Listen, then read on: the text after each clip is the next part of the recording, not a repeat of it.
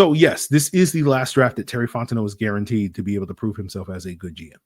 Right now, whether or not he's going to get fired if the Falcons miss the playoffs, that to me is a maybe. It depends on how it all goes. Like basically, what I'll say is, I would have a hard time seeing Arthur Blank cleaning house after the season if they finish the season with a winning record, like a 9-8 record, but still manage to miss the playoffs, which, several teams have done pretty much every year since they expanded the playoffs.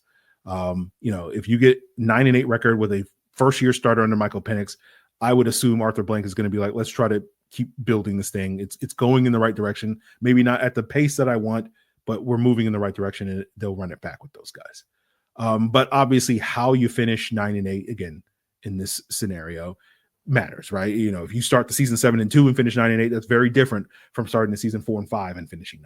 So those are sort of unknowns at this point in time. But I would assume at this point that Terry and Raheem Morris are attached at the hip. It's hard for me to envision a scenario at this stage where one of those guys gets fired and the other guy remains.